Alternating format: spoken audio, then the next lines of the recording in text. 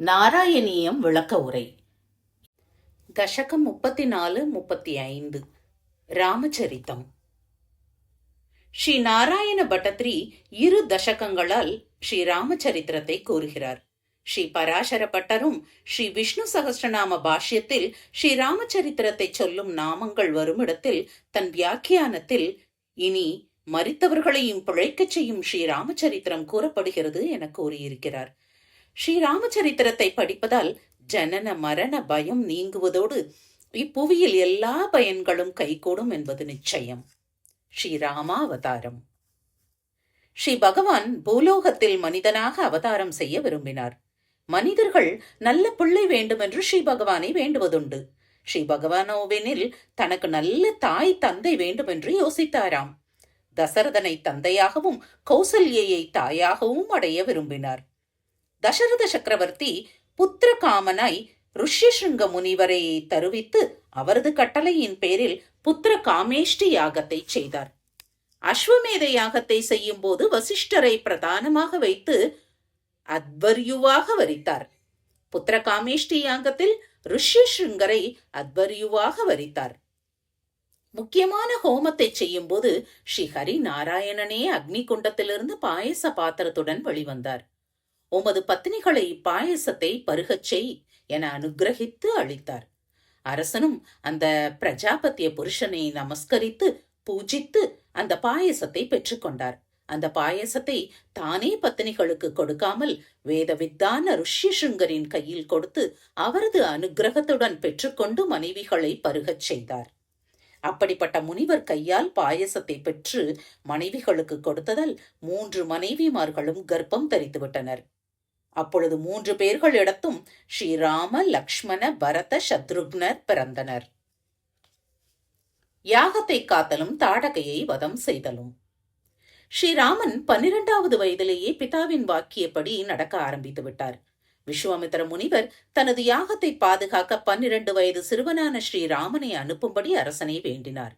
அரசனும் முனிவரின் வேண்டுகோளுக்கு இணங்கி லக்ஷ்மணனுடன் ஸ்ரீராமனை வேள்வியை காக்கும்படி கட்டளையிட்டு அனுப்பி வைத்தார். இப்படி சிறு வயதில் பிதாவின் சொல்லை தலையால் வகித்ததால் தான் 25வது வயதில் தந்தையின் சொல்லை வேதவாக்காக மதித்து துறவி போல தண்டகை சென்றார். விஸ்வாமித்திரரின் யாகத்தை காக்க கோதண்டம் ஏந்தி லக்ஷ்மணனுடன் சென்றார். தந்தையின் சொல்லை கேட்டதன் பயனாக சத்குருவினிடமிருந்து ஒரு மந்திரம் கிடைத்தது. அம்மந்திரமே பலை, அதிபலை என சொல்லப்படும். இம்மகா மந்திரத்தை புண்ணியமான சரையூ நதிக்கரையில் விஸ்வாமித்திரர் உபதேசித்தார். அவற்றின் பயன் உடனேயே குழந்தைகளுக்கு கிடைத்து விட்டதாம். வெகு தூரம் வழி நடந்த சிரமமும் நீங்கிவிட்டது. ஸ்திரீகளை மிகச்சிறப்பாக நடத்த வேண்டும் என்று ஹிந்து சாஸ்திரம் கூறுகிறது. ஸ்ரீராமனோவெனில் பானங்களால் தாடகையை வதம் செய்தார். அதற்கு 2 முக்கிய காரணங்களை நம்பூதிரி கூறுகிறார். தாடகையோவெனில் பல மனிதர்களை கொன்று தின்பவள், சாதுக்களான முனிவர்களின் சத்கர்மாக்களுக்கு இடையூறு செய்பவள். குருவான முனிவரின் கட்டளைப்படி தாடகையை வதம் செய்தார். அதனால் உலகில் உள்ளோரை காப்பதற்காகவே முனிவரும் ஸ்திரீவதம் செய்ய சொன்னார். இதனால் குருவான விஸ்வாமித்திரர் அளவு கடந்த சந்தோஷம் அடைந்து சகல அஸ்திர வித்யைகளையும் ஸ்ரீராமனுக்கு உபதேசித்தார். குருவினிடமிருந்து அஸ்திர வித்யைகளை பெற்றதும் சர்வ சித்திகளையும் அளிக்கும் வல்லமை வாய்ந்த சித்தாசிரமத்தை அடைந்தார்.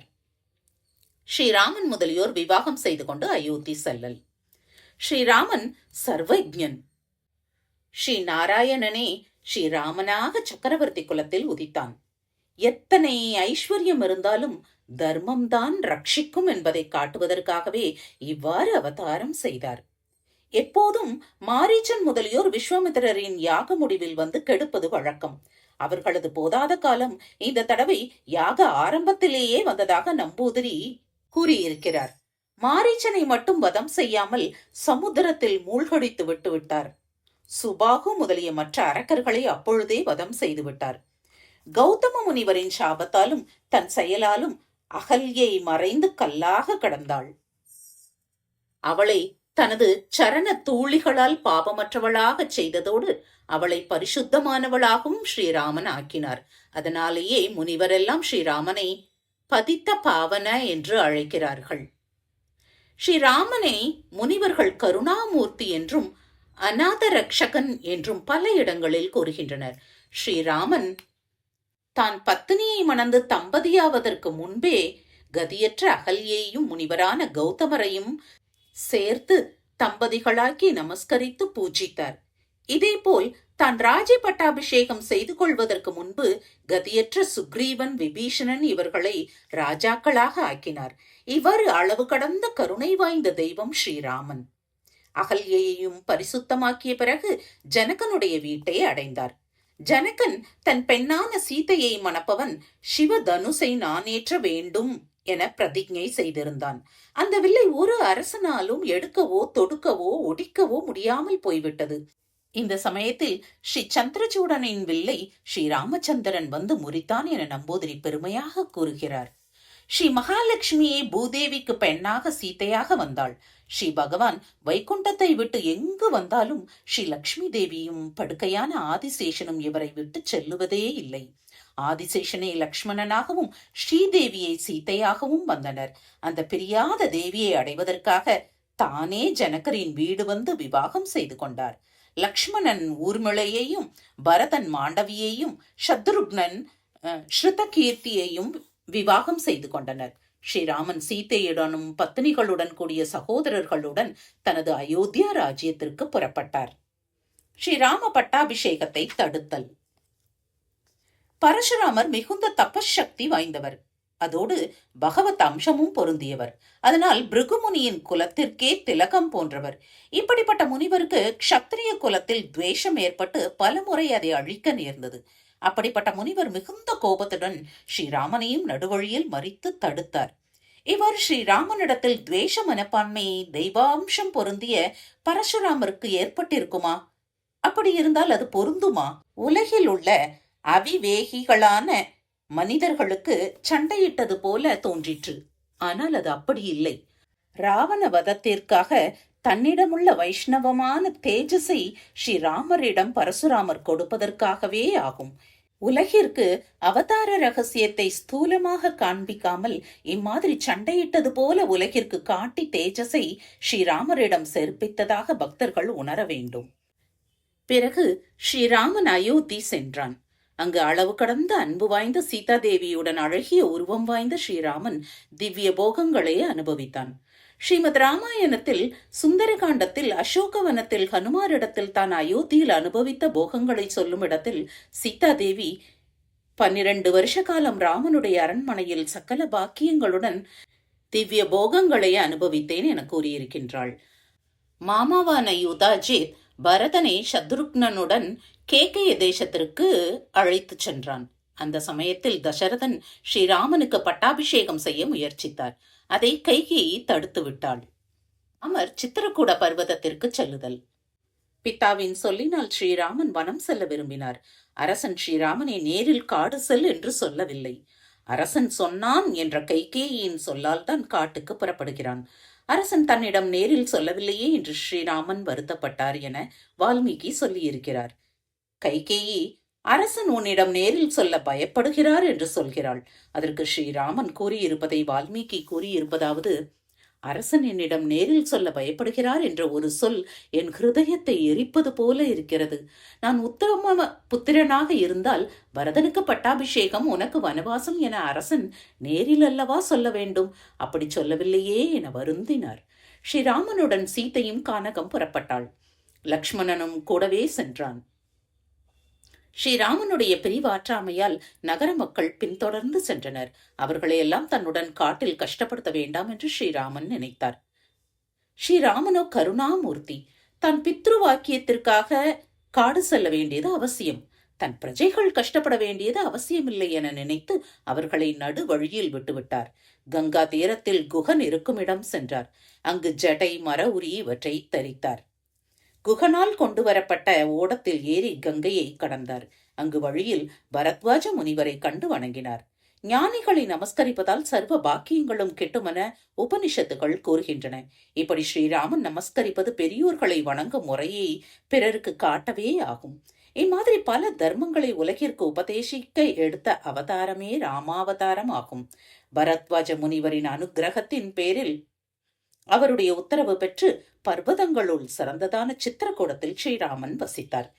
ஹிமயமலை, மேரு இவை மலைகளுள் சிறந்தவைகள். அப்படி இருக்க சித்திரக்கூடத்தை மலைகளில் சிறந்தது என கூறியிருப்பது ஸ்ரீராமன் தேவியுடனும் பக்தனான லக்ஷ்மணனுடனும் வசித்ததினாலேதான் என்பது தெளிவாகிறது.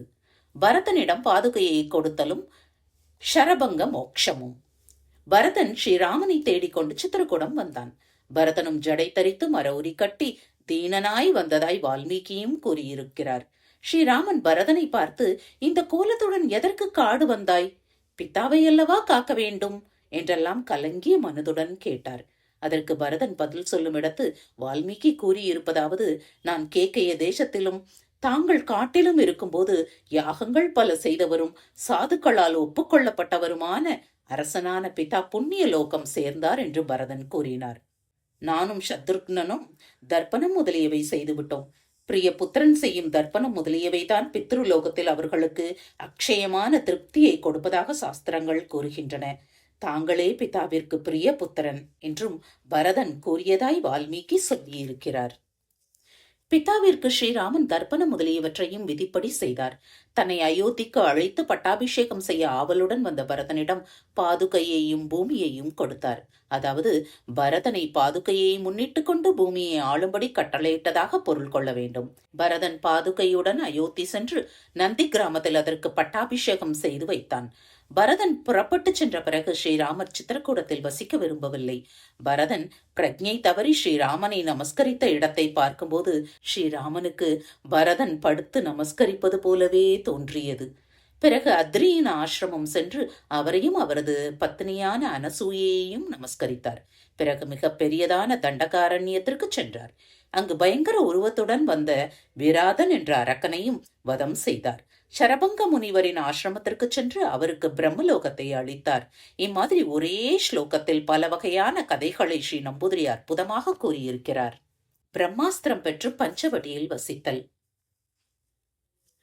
மகரிஷிகள் காட்டில் செய்யும் மந்திர ஜபம், அக்னியில் செய்யும் ஹோமம், தவம், பூஜை, தியானம் முதலியவைதான் அரசர்களையும் உலகையும் காப்பாற்றுகிறது. எங்கோ மலையில் பெய்யும் மழை ஜலம் ஆறுகள் வழி வந்து நாட்டிற்கு உதவுவது போலாகும். அரக்கர்களுடைய தொந்தரவு இல்லாமல் இருந்தால்தான் முனிவர்கள் தங்கள் தர்மங்களை நன்கு அனுஷ்டிக்க முடியும் என்பதை காட்டவே பிரியேஷி மகரிஷிகளுக்கு பிரியத்தை செய்ய விரும்பி அரக்கர்களை வதம் செய்ய பிரதிஜை செய்ததாக நம்பூதிரி கூறியிருக்கிறார். நமஸ்கரித்த ஸ்ரீராமனுக்கு மகரிஷி ஆசிர்வாதம் செய்ததோடு வைஷ்ணவமான திவ்ய தனுசையும் பிரம்மாஸ்திரத்தையும் அனுகிரகித்து கொடுத்தார். இப்படியெல்லாம் மகான்களிடமிருந்து அனுகிரகத்தை பெற்றதால் தான் ராவணனை ஸ்ரீராமன் வதம் செய்ய போகிறார். அகஸ்தியரிடமிருந்து பஞ்சவடி செல்லுகையில் வழியில் பிதாவின் சகாவான ஜடாயுவை கண்டு மிகுந்த சந்தோஷத்துடன் கோதாவரி கரையில் பஞ்சவடியில் சீதாதேவியுடன் வசித்தார். சூர்பனகையின் பங்கமும் கரண் முதலியோரின் வதமும். பஞ்சவடியில் ஸ்ரீராமன் பரமானந்தமாய் வசித்தார். லக்ஷ்மணனுடன் பல புண்ணிய புருஷர்களுடைய கதைகளை பற்றி பேசிக் கொண்டிருந்தார். அப்பொழுது சூர்பனகை அங்கு வந்தாள். ஸ்ரீராமனை கண்டாள். இவன் இந்திரனோ மன்மதனோ என்றெல்லாம் எண்ணினாள். தனது காம விகாரத்தை அடக்க முடியாமல் தனது எண்ணத்தை ஸ்ரீராமனிடம் தெரிவித்தாள். ஸ்ரீராமனோ தர்மாத்மா. காமாத்மாவாக இருந்தால் இவளுடைய இஷ்டம் பூர்த்தியாகி இருக்கும். ஸ்ரீராமன் அவளை பரிகசித்து லக்ஷ்மணனிடம் அனுப்பி வைத்தாள். அவனையும் கணவனாக்க சூர்பனகை முயன்றாள். லக்ஷ்மணன் தன்னை ஸ்ரீராமனுடைய வேலைக்காரன் என்று சொல்லி ஸ்ரீராமனிடம் அனுப்பினாள்.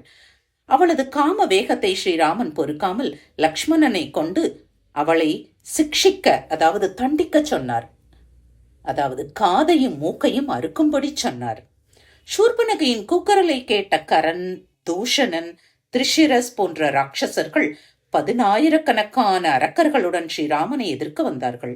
ஸ்ரீராமன் ஒரு மலையின் குகையில் சீதையை ரட்சிக்கும்படி லக்ஷ்மணனுக்கு கட்டளையிட்டுவிட்டு தான் மட்டும் அவர்களுடன் போர் புரிந்தார். 1.5 மணி நேரத்தில் சண்டையில் அவர்களை வதம் செய்தார். தேவர்கள் பூமாரி பொழிந்தனர். சீதாதேவி ஸ்ரீராமனது அபாரமான பலத்தை கண்டு தானாகவே வந்து ஆலிங்கனம் செய்து கொண்டாள். மாரீச்சவதமும் சீதாபகரணமும்.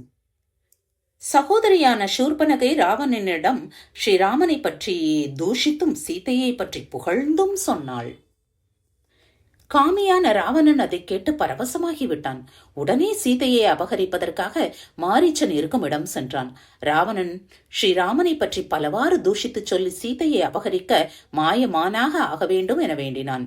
மாரீச்சன் பலமுறை ஸ்ரீராமனை நேரில் தரிசித்தவன், அவரது குணங்களை அறிந்தவன். பிறகு ராவணன் நிர்பந்தம் செய்ததன் காரணமாக மாயமானாக ஆனான். அந்த அழகிய மாயமானை பிடித்து தரும்படி சீதை ஸ்ரீராமனை வேண்டினாள். ஸ்ரீராமன் அந்த மானை துரத்தி சென்று பானத்தால் அடித்தார். மாரீச்சன் மரிக்கும் போது ராமனுடைய குரலை போல ஹா சீதே ஹா லக்ஷ்மணா என்று அலறினான். இதை கேட்ட சீதை அளவு கடந்த துக்கத்தை அடைந்து லக்ஷ்மணனை நிர்பந்தித்து ஸ்ரீராமனிடம் அனுப்பினாள். ராவணன் அந்த சமயத்தில் யதிரூபத்துடன் சீதையை அபகரித்தான். லக்ஷ்மணனுடன் ஸ்ரீராமன் பர்ணசாலையில் சீதையை காணாமல் ரொம்பவும் துக்கப்பட்டார். சபரி மோட்சமும் ஹனுமத் சமாகமமும். பிறகு சீதையை தேடிக்கொண்டு ஸ்ரீராமர் போனார்.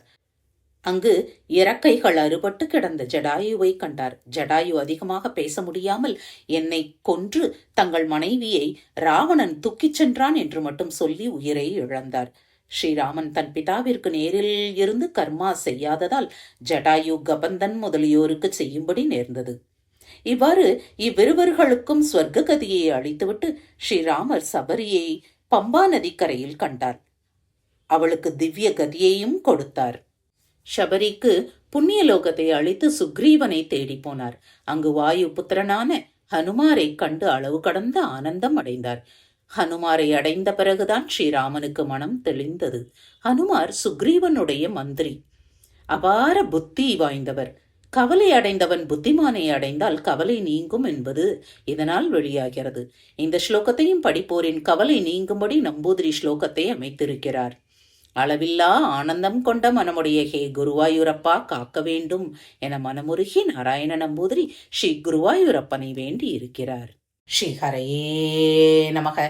சர்வத்திர கோவிந்த நாம சங்கீர்த்தனம் கோவிந்த கோவிந்தா.